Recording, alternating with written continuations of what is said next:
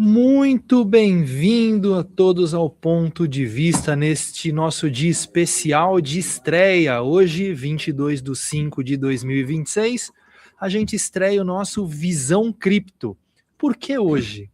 Porque hoje é comemorado o Pizza Day, o dia em que houve a primeira negociação de bitcoins e foi a compra de uma pizza. E para explicar toda essa história para a gente, eu chamo Gustavo Soares, que é assessor de investimentos aqui na Alta Vista e especialista em criptoativos pela Ancor. Gustavo, muito bem-vindo. Fala, Orlando, obrigado pela apresentação aí. É um prazer fazer parte aí do Ponto de Vista, estreando esse quadro num dia muito significativo para toda a comunidade cripto. Pois é, vocês são quase que uma comunidade mesmo, né? Eu que estou aqui meio por fora ainda, te chamei justamente por isso. Porque o pouco que eu entendo é muito pouco e eu acho que os nossos clientes também gostariam de saber toda essa história e eu queria que você contasse essa história para a gente, Gustavo. Como surgiram as criptomoedas, os criptoativos? Boa. Excelente. Antes de mais nada, eu acho, Orlando, que por melhor que seja a pizza que você já tenha comido, mesmo que for uma pizza lá em Nápoles, você nunca vai ter, acredito eu, né? Você nunca vai pagar 800 milhões de dólares por duas pizzas, né? Foi isso que o Laszlo Haniek fez. Alguém deu bem. Exatamente. Eu espero que aquelas pizzas estivessem boas, né? Eu acho que elas necessariamente estavam muito boas, né? Mas sim, existe uma comunidade, inclusive uma comunidade bastante antiga, em torno do Bitcoin, e não só do Bitcoin, mas da criptografia, né? O Bitcoin é muito mais antigo do que somente essa moeda que a gente entende, nascida em 2008. Antes dela existiram várias outras moedas e muitos conceitos foram sendo aperfeiçoados, foram sendo construídos, né? Justamente por essa comunidade que depois veio a se chamar os cypherpunks, mas a gente consegue dar fazer uma linha do tempo aí sobre isso, né? Boa, a gente precisa de fato entender essa linha do tempo. Eu acho que é o melhor caminho da gente entender essa linha do tempo, de onde começa isso, para que depois a gente comece a olhar o que está acontecendo hoje. Excelente. Então vamos lá, né?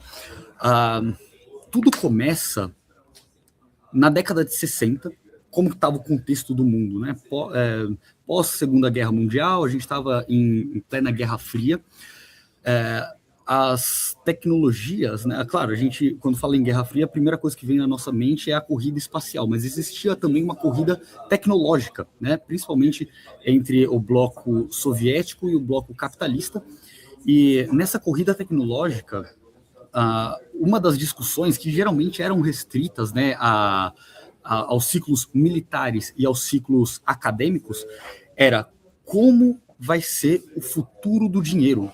Lá atrás eles já pensavam nisso, eles já tinham uma ideia de que o dinheiro viria a se tornar algo digital, mas não sabiam como, até porque a própria internet era muito incipiente, né? Ela estava nascendo naquele momento e ainda com usos muito restritos.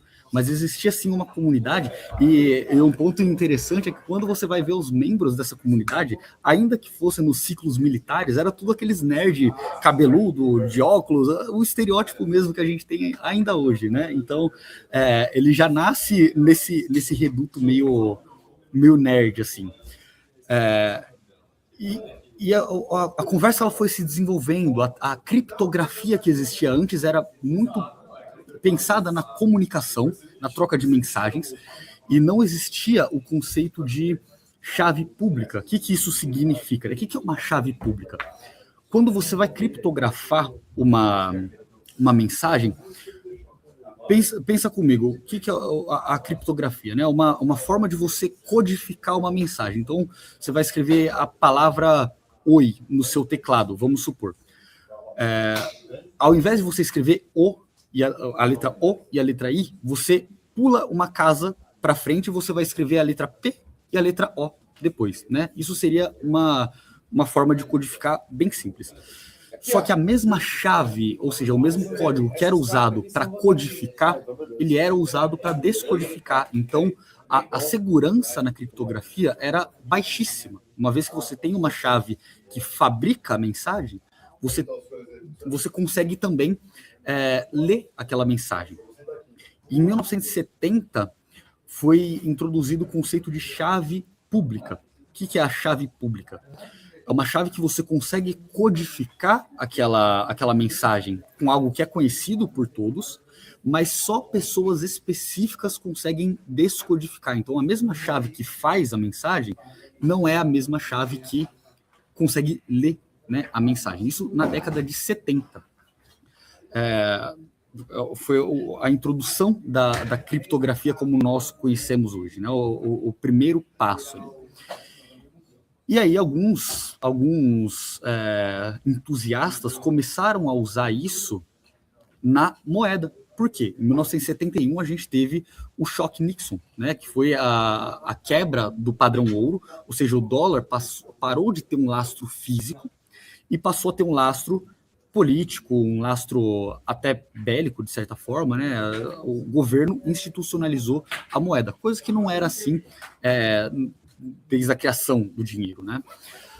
E um cara chamado David Chaum, em 1980, ou seja, 10 anos depois, né, desse acontecimento da quebra do padrão ouro, ele fez algo chamado... ele começou a estruturar algo que viria a ser chamado o DigiCash, né? Em 1989, ele implementou o DigiCash, que foi, de fato, a primeira criptomoeda, por assim dizer, né? Ele que era um visionário para o tempo. Então, ele conseguiu colocar essas tecnologias para trabalhar no dinheiro. Qual que era a grande dificuldade? Se você pega um arquivo hoje no seu computador e copia ele e cola no WhatsApp ou qualquer lugar que seja, aquele arquivo ele vai continuar existindo no seu computador e ele vai passar a existir também no computador da pessoa que você mandar. A mesma coisa era para o dinheiro. Esse era o chamado problema do gasto duplo. Se eu tenho, na verdade, é a raiz do gasto duplo, né? Se eu tenho uma foto aqui que eu mando para você, essa foto passa a existir simultaneamente em 2 lugares. Ao passo que o dinheiro, para que ele seja válido, para que ele cumpra o seu papel, se eu gasto, o dinheiro tem que sair da minha conta e tem que entrar na sua conta. Ele tem que deixar de existir para mim e tem que passar a existir para você. Isso era um problema que existia no dinheiro digital pré-Bitcoin. A gente teve, então, o DigiCash, que ainda dependia de uma autoridade central, ou seja, para que eu, Gustavo, mandasse um dinheiro para o Orlando, precisava de um cara escrever, né? O dinheiro saiu da conta do Gustavo e o dinheiro entrou na conta do Orlando. Isso é um problema porque demanda confiança naquele intermediário. Se eu, por exemplo, sou uma pessoa ou uma instituição mal intencionada, eu consigo fazer o que eu quiser com esse dinheiro, né? Então, o problema da confiança ainda existia. E em 1990 é que nascem os chamados cypherpunks. E é punk mesmo, né? Como a gente conhece. É muito louco, né? Porque eu acho esse nome parece coisa ruim, né? Esse nome realmente não é tão convidativo assim, né? Mas quem que eram os cypherpunks? Eram caras nerds de computação ou entusiastas de economia que tinham como a principal bandeira a privacidade no meio digital que estava nascendo, né? Eles foram grandes pioneiros, não é o punk que é o que a gente conhece, né? O roqueiro lá, etc. Não, são caras que de fato viam na centralização do dinheiro e na falta de privacidade reais problemas e que escalariam conforme a internet fosse se implementando, né, se enraizando na vida da sociedade. Lá naquela época eles já tinham uma certa noção, claro que não sabiam como, acho que nenhum deles imaginava que a gente ia ter uma tecnologia desse tamanho que a gente tem hoje, que ainda é muito pequena frente a que a gente vai ter daqui 5, 10 anos, né? mas fato é que eles tiveram essa sacada genial de que, pô, beleza, as coisas estão acontecendo rápido, a gente precisa proteger a privacidade, a gente precisa proteger o lastro do dinheiro e a vida do cidadão na internet, né? Então, começa ali o movimento dos cypherpunks, que na verdade não eram arruaceiros, mas eram só pessoas entusiastas, né, da tecnologia, de finanças, e que queriam aumentar a segurança nesse sistema, né? E é aí que nasce a base filosófica do Bitcoin, porque existiram vários outros dinheiros antes do Bitcoin. Então, a gente teve o BitGold, a gente teve o Hashcash, a gente teve o B-Money. Todos eles resolviam um problema, mas deixavam brechas para outros problemas, né? Brechas que viriam a ser resolvidas à medida que aquelas coisas iam escalonando. E muitos dos nomes que a gente vê, todo ano sai uma matéria em algum portal, né? Achamos o Satoshi Nakamoto. A Satoshi Nakamoto é o Adam Beck, é o Ralph Finney, é sei lá quem. Todos esses caras que falam que era o Satoshi Nakamoto eram cypherpunks. A grande maioria, né, estavam envolvidos com a criação de outras moedas. Então tem certo sentido, né, de falarem que eram esses caras, mas nunca vão achar o Satoshi Nakamoto, tá? Isso daí esquece. E aí, beleza, a gente foi tendo novas moedas, o Adam Beck, por exemplo, o Wei Dai, que é um outro grande nome, né, no mundo cypherpunk, Nick Szabo, que é ainda hoje, né, muito vocal, né, muito relevante no mundo do Bitcoin, Ralph Finney, etc., todos os programadores e todos os economistas, lembrando, né, que isso estava esse ambiente era muito acadêmico e militar, então eram pessoas muito inteligentes e dotadas de um ciclo social realmente fora do comum, né, para nós meros mortais. Então eles tinham informações, tinham conhecimento e sabiam como utilizar esse conhecimento. Até que tudo isso foi maturando, tecnologia aumentando, o dinheiro perdendo valor, né, principalmente depois de 1970, até que a gente tem um fato muito interessante, que é a entrada do Orlando no mercado financeiro, que coincide justamente com 2008, né? Aconteceu alguma coisa. Isso é importante, hein, meu? Aconteceu um negócio muito importante em 2008, né? E não fui mais eu, né? precisamente, não foi você, eu acho que não foi você, né? Mais precisamente em setembro de 2008, né? A gente teve ali a queda do Lehman Brothers e a crise do subprime, que foi algo global. E, putz, tem muita coisa para a gente falar disso, mas fato é que... Só para deixar registrado, eu entrei em janeiro, então não poderia ser culpa minha. Não. Então, não tinha tanto tempo assim. Boa, mas isso mexeu com todos os mercados, né? Isso mexeu com o mercado financeiro e com o mercado, com a credibilidade nos sistemas, porque a gente viu títulos que eram AAAs caindo, né, derretendo. A gente viu isso tendo uma avalanche, né, um efeito dominó muito forte. Setembro de 2008, em 31 de outubro de 2008, um cara, ou um grupo de caras, ou uma pessoa, ou um ET, ninguém sabe, chamado Satoshi Nakamoto, publica o seu white paper, a certidão de nascimento do Bitcoin, em um chat, né? Os cypherpunks que eu estava falando até agora, eles se comunicavam tipo um grupão do WhatsApp, né? Era o chamado Cypherpunks Mailing List, né? Eles tinham uma lista de e-mails que iam trocando mensagem.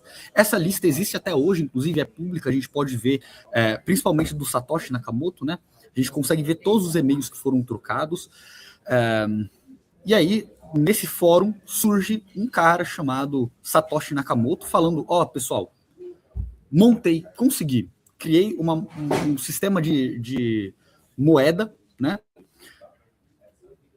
P2P, ou seja, ponto a ponto, eu não preciso de intermediário para fazer transações, baseada em prova de trabalho, né, o Proof of Work, que vai funcionar da seguinte forma. Então, são 9 páginas falando passo a passo como funciona o Bitcoin, como que é desenhada, né, a tecnologia por trás da mineração, dos halvings, que a gente vai falar mais para frente, né, em todos esses termos, halving, blockchain, que ainda a blockchain não estava no white paper, mas já entendia-se, né, esse sistema de armazenamento de dados. Fato é que o Bitcoin nasceu para ser uma moeda, e aqui um adendo, né? No original, o nome é a Cash System, né? A Peer-to-Peer Cash System. E cash é dinheiro em espécie, né? Não é o dinheiro fiduciário, não o money, como a gente entende. É o cash que a gente, de fato, transaciona. Então, o Bitcoin não nasceu para ser um sistema financeiro, nem para ser não é paralelo. Ele não nasceu para competir com dólar, nem para competir com fiat. Ele nasceu para ser uma forma de Pix, vamos, entre aspas, né? Só que de forma totalmente descentralizada, sem a necessidade de confiança em um terceiro ou em uma instituição, em nada. É de código aberto. Então, não tem como falsear um Bitcoin, não tem como criar Bitcoins do zero, não tem uma instituição por trás do Bitcoin, uma empresa ou um banco central.